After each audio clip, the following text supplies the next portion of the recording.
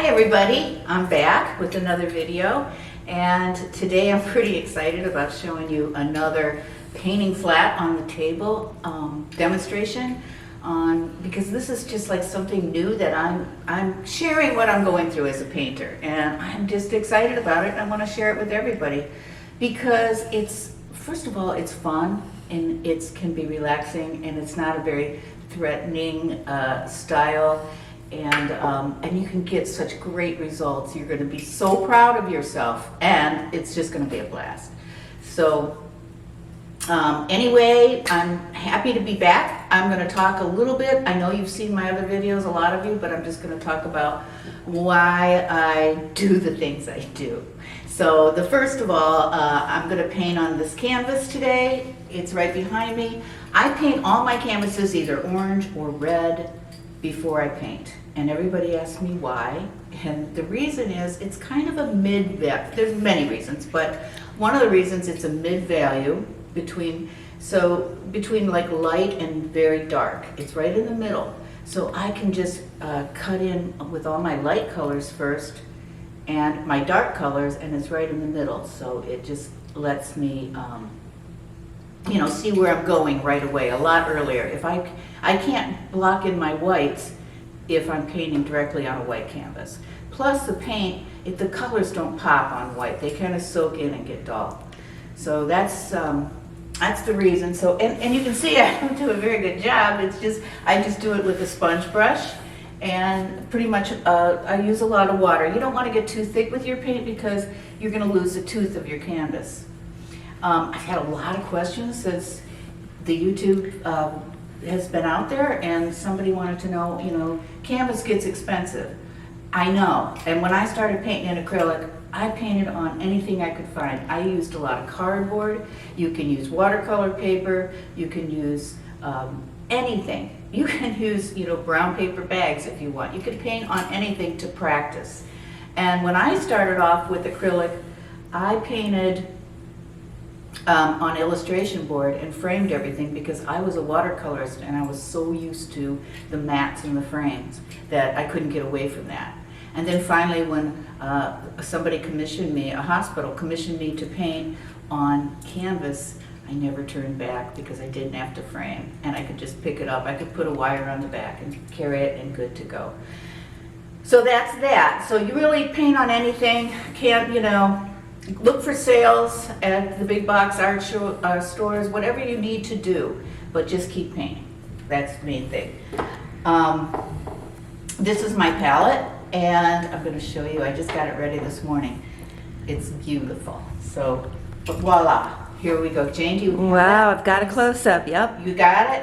So this is a wet sponge underneath, and really soaking wet, and this piece of paper that I sprayed a lot, and then I'm just going, I just put the paint on top of it. This paint will stay wet for weeks. And that's the Masterson Stay Wet, because Stay Wet palette. we'll get questions. I know. I know, we're getting a lot of questions, and I'm trying to keep up with them.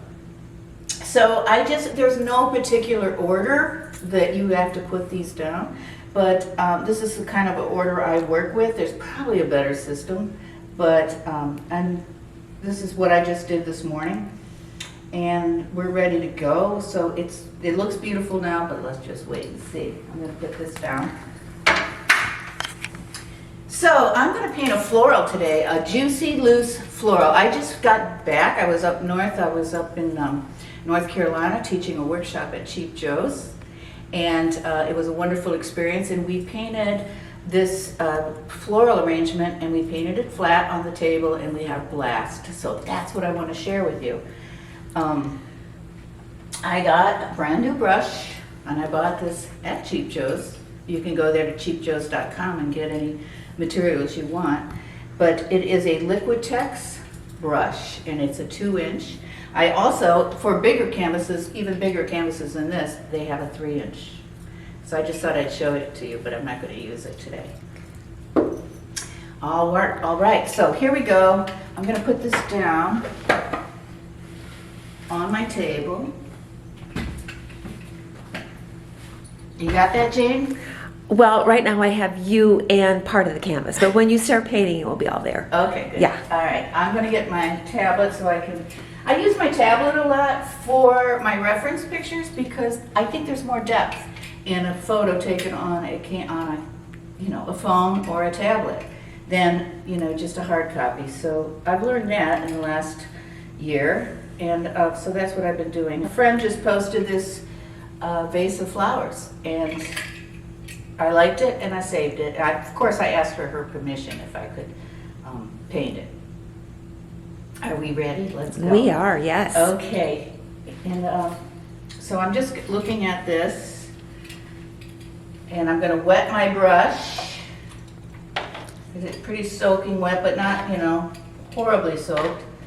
And I'm going to dip into, I always use Hooker's Green first. It's a Hooker's Green Deep. Open it if you can and see if it looks black. That's the one. It's got to say deep and mixed with a little bit of alizarin crimson.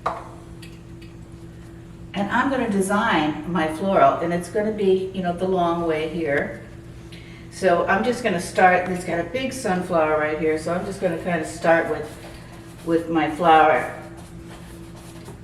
Where, I'm designing it right now. This isn't the final paint, this isn't, I'm not making a black flower, let's put it that way.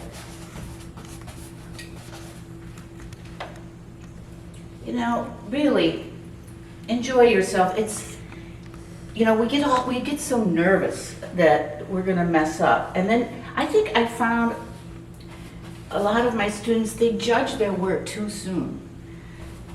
You don't judge it. Don't analyze it. Don't start getting emotionally involved one way or another too soon, because you can always change it. And another thing is, don't fall in love with a special part of your painting. And then, the whole painting revolves around this spot that you're in love with, and that's not necessarily good for the whole painting. I've fallen in love with certain areas, but I've had to get rid of them because they're just not doing the painting any good. Does that make sense? Probably not, but... Yeah, don't get too attached. Don't get too attached. I was talking to my brother last night. He's learning how to paint.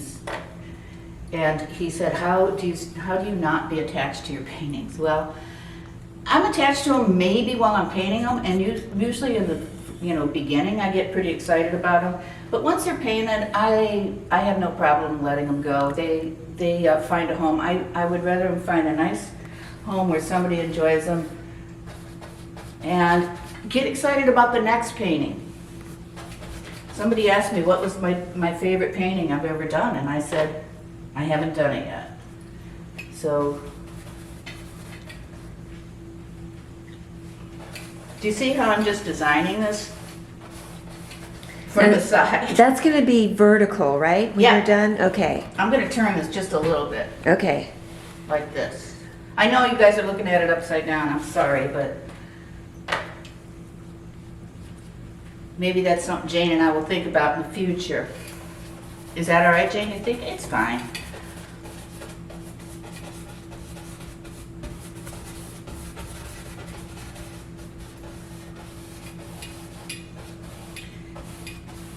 This painting, you can't do it all in one time. So what we're going to be doing is I'm going to be doing it in steps. I'm going to let it dry. You're going to watch me all in one time, but we're going to have to take a break and let it dry with the hairdryer.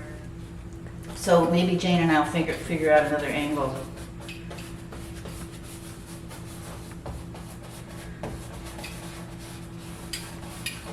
These are all the stems. I think I'm going to put another big flower right here.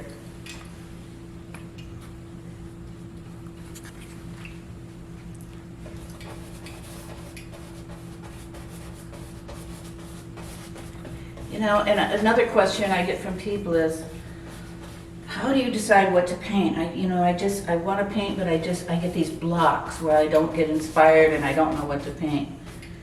Well, one of my favorite sayings, and I don't know what artist said it, but there's a lifetime of subject matter in your own backyard. So it's not so much the subject. It doesn't have to be a lighthouse on a cliff to be beautiful. It could be anything. It could be a tennis shoe sitting in the corner of your closet. It's the way it's painted, and it's the style, and it's the way the light is hitting your subject and making it beautiful for the viewer. So I saw the most beautiful painting the other day of a peanut butter sandwich. So it doesn't matter. So get inspired by the way you look at things, the way you see light hitting things.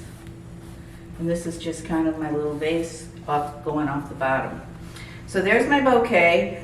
I'm just going to put my reference away now because I don't need it. I usually just start with a reference and then I put it away so that my imagination can go. I'm freed of trying to copy something. That is a drag, and I don't want to do that. Can we see this, Jane? It's going to be drippy, but I'm going to just kind of show what I've got right there. Just kind of lay it out, all in dark. It's got great potential. Yeah, let it drip. That might be good. Yeah. All right, I'm going to put it down. We'll go sideways here. Okay. And then, I left on the other side of the studio, I left my rags, but that's okay. I'll just exist without it. You can Or make. maybe I'll just use my apron right here. So I'm going to dip into white now. And I always say my rule is don't paint where it's wet. But in this instance, when you're starting off a painting, we're gonna paint where it's wet. I'm just gonna kind of. These are gonna be petals. Paint like you know what you're doing, and then some things just happen, and you were like, yeah, I meant to do that. I meant the flower to be going in that direction. But sometimes the brush strokes and the paint and the process will let you know where it wants to go. And you know what, if your painting doesn't work out, it's okay. Paint over it. Or start over, or whatever. Don't worry that much about it. So I got these I love white. I'm just gonna leave these guys, put a couple other sections of white. And I'm gonna pick out another color now. I think maybe a purpley blue. Now, is that purple violet? Yeah, or- like brilliant purple, but Brilliant it purple. actually looks like violet. And Brilliant. I'm gonna do this with these Ooh. going up there.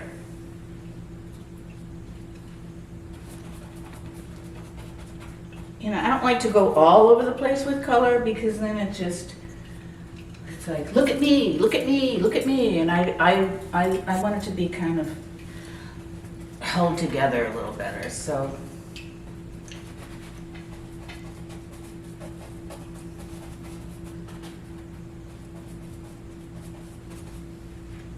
And you don't have to be all detailed about everything. That doesn't make it a better painting. And if you tend to just be loose with your brushstrokes in that person that you're with, or your friends, your family, your spouse, whatever, and they give you, don't paint for people that don't paint, because they don't know what you go through. And they don't know that it's hard. It's harder to be less detailed than to be more detailed, because you can copy everything to just so it's absolutely perfect, photographic. But to say it in a few brush strokes, that takes bravery and confidence. And not everybody can do that. But you can. Is that cad red that you're picking Yeah, up there? thank you, Jane. Yeah, I just picked up some cad red. I'm gonna. Is it medium? Yes. Okay. And maybe a little bit of cad yellow too, just go right there. Okay. I can add some more later. I'm going to do my leaves now. I'm still doing this all with my 2-inch brush. Now, I know my canvas is bigger than maybe what you're going to use at home, but if you use a smaller canvas, you can go in and do that with this Princeton 1-inch angle brush, and it's my favorite. It's a Princeton 6300 series, bright number 12, I believe, but it's a 1-inch angle. And, oh, somebody wanted to know if I use, yeah, I use synthetic brushes because they hold less water, and I can control them. They're a little bit stiffer, and I like that. So I'm going to wet my brush. I'm dying without my rag in my hand, but I don't want to take a break. So I'm going to do the leaves, and I'm going to go back with my Hooker's green, and I'm going to pick up some cad yellow. Medium? Okay. And I'm just going to kind of go over where I've put my, indicated where my stems and leaves are. The brush can do so many things. Look at, I could just make these leaves coming up like this.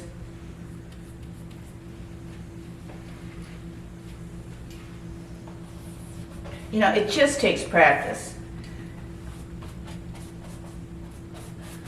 And you got to know how to see. You've got to know how to keep it simple. And work over your whole painting. Don't work in little sections, a little bit at a time. That's what I used to do.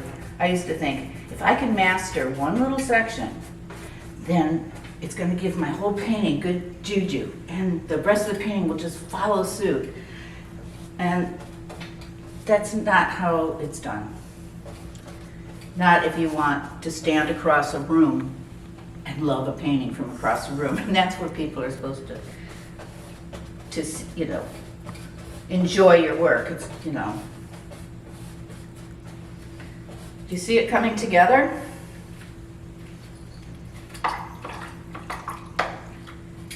And I'm just going to go back with a little bit of white. I know, I got to go get my...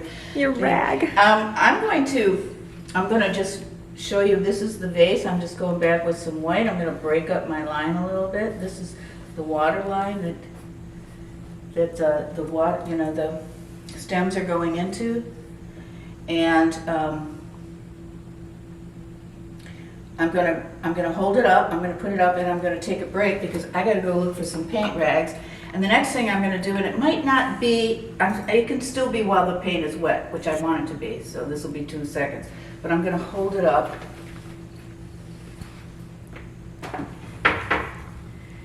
And show you what I have, and then I'll be back. Hi, I'm back. I brought a dirty rag with me this time. Here it is, and I'm going to paint the background now, and this is going to make you crazy because I'm going to paint around all of this, and even while it's wet. If it smears, good, because that makes it look like it's, it gives it a little bit of movement and life to me. People have been asking the question too, why can't you paint the background first and then paint, you know, say your trees or your flowers over it? Because that is not the style of painting I like. That is too ordinary. It's too predictable. I like painting the negative spaces behind things because this space right here is just as important as the positive flower. We tend to like ignore the background. We put it down and that's the background and that's where it belongs. That's not true. It's all on the same plane.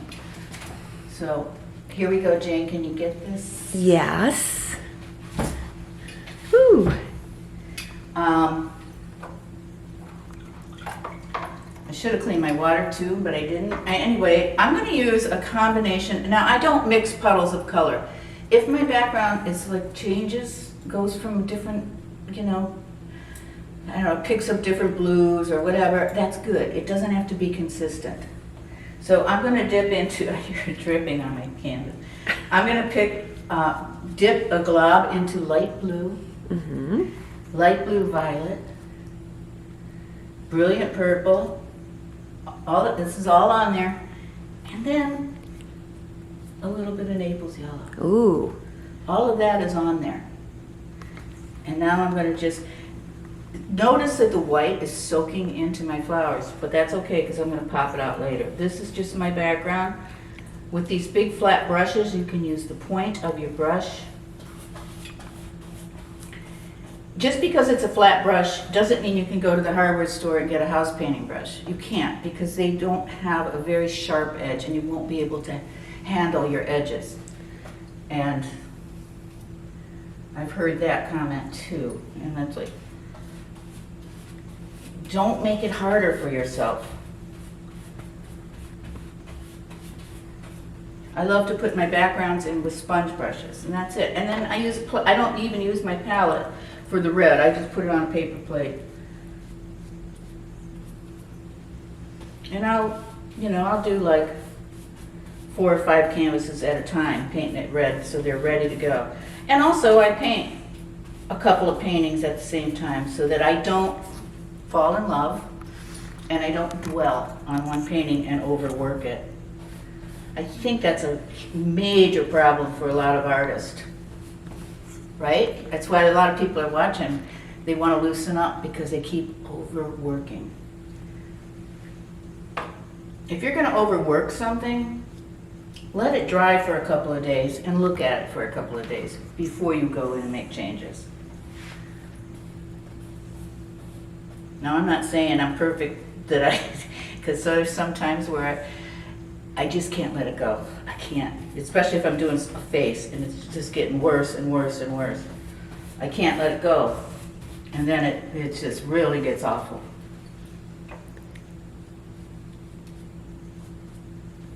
So keep just dipping into all those colors. Do you see what a beautiful, I love that color.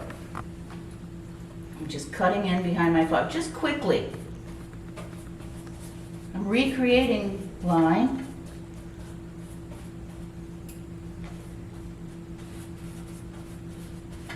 You know, it's just kind of simple because it's just these big brush strokes. And simple, something like this has way more power to it than if I were to do a total accurate study of a botanical, display. You know what I'm trying to say. There's more power in sometimes simplistic strokes.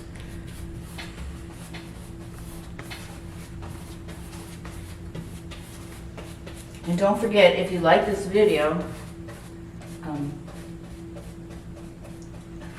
hit like. Yeah, hit like and Jane subscribe. We're learning all this technical stuff. We believe me,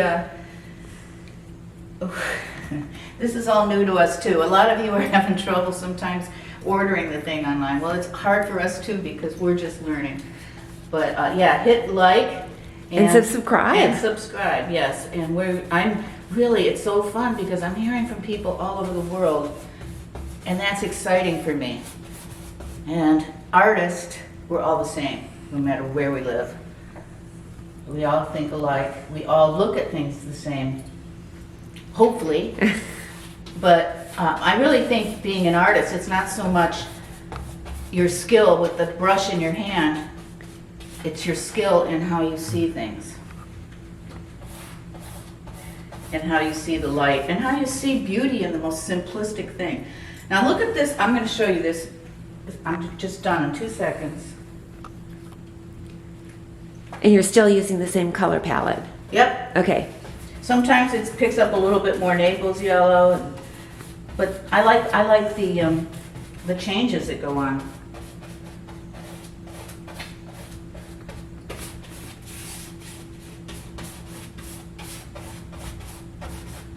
Okay, good enough for right now. I'm going to hold it up on the Easel? yeah, that's the word. That word. That word. Here we go. Oh. Now, I'm going to let it dry. It's a rainy day out here in Florida, so I'm going to use a hair dryer. We're going to take a break, and I'm going to let it totally get bone dry, and then I'm going to do the next step, and hopefully get pretty much close to the end of it. So I'll see you in just a few seconds, but it's going to take us a little longer. Thanks. Hi everyone, I'm back. It's dry as a bone, and I'm going to just kind of finish it to a certain degree, mostly finish it. Or you can, at this point, you can just take it as far as you want to take it. So, but you can see the white has soaked in. All these colors, acrylic paint dries darker and it soaks in, and then you've got to be patient with it and let it get dry, and then you can go back over it. So now I'm going to make this thing pop. And you chose to put it on take it off the table and have it on an easel because. Right. Because I'm not painting so loose and juicy this way. I'm kind of cleaning it up. Plus I want to stand back and look at it, and I want you to be able to see it better. So I'm hitting some bright, oh, now there's a drip. See, it wants to lie down. I'm using white with just a tad bit of Naples yellow for a little brightness here, and making these flowers just pop. And, you know, I'll finish this painting today, but who's to say I won't walk in tomorrow to the studio and look at it and go, you know, it needs this or that, and I'll do it. I'm going to put a little shadow, so I'm going to go in with a little, it's got a little of this mess on here, my blues, and then a little Naples yellow, just some stuff, just to create a little shadow. And you're going to go, what stuff? Well, it's light blue and brilliant purple, and some Light purple? brilliant purple. Brilliant purple, But okay. really, it's really a lavender color. I don't know who named it. And speaking of stuff like that, you know, I talk about the Masterson palette, or I got my brush at Cheap Joe's, or I use Liquitex. None of these are promoting me. I'm not getting any benefit like that. So, You just like their product. Yeah, I'm just telling you what I use. So it's easier for you to find if you want to duplicate the ease. If you want to duplicate the ease of the way painting should go. And this palette, you know, the Masterson palette too, comes in like a Tupperware style, and that is really kind of hard to open and close. And one lady in my last workshop, she figured out how to close it. She just puts it on the floor and stands on it. So I like this. This is just kind of a plastic thing, and it's easier. So you can see that I'm like putting a little bit of shadow in there. I'm going to do it on this flower too before I even add the white. These are, I don't know what they are. These, you know, you can make these into sunflowers if you want, because they're actually structured like a sunflower. I really don't go into specifics with my flowers. People always ask me, well, is that a chrysanthemum, or, you know, and I don't know. I don't care. It's just A flower. it's a flower. Okay, so see how those are popping? I'm going to take a little bit of my burnt sienna and some Hooker's green, which is a really dark brown, and just kind of put a little bit of a structure there, a little highlight. I'm going to go back over my green again. And that's the Hooker's green? Hooker's green with- and yellow. Okay. And And it's the Naples yellow or cad yellow? cad yellow. Cad, okay. And, you know, of course, the more Hooker's green, the darker it's going to be. I'm using my 1-inch brush, my 1-inch angle, Is that the Princeton? Princeton, and and I just can drop it like this, and it makes these wonderful leaves. And you know, I suggest practicing on a piece of paper, but take your pointed brush, your angled brush with the point down, and just smash it and drag it, and then lift it to the point, and you'll make a leaf. And just practice.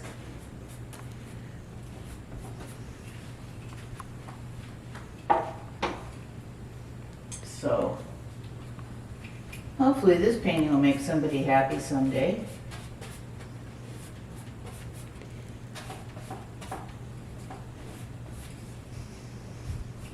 You know, I don't.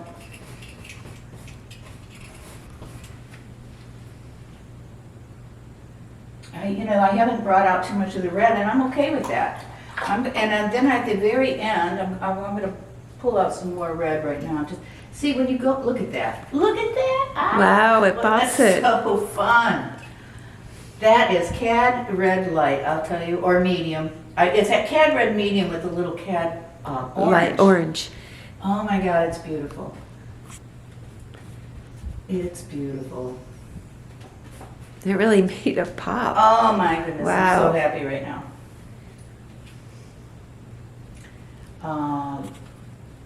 Yeah, this is working.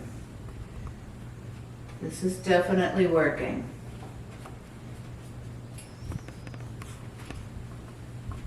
And then,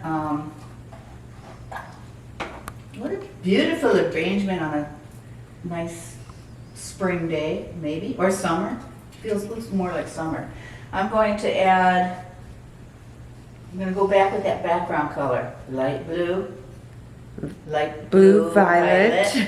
A brilliant purple and Naples yellow all on my brush. And since this brush is a lot smaller than the 2-inch, and I'm going to take the corner of it so I can handle it, it's the, I could cut in and make some smaller background holes.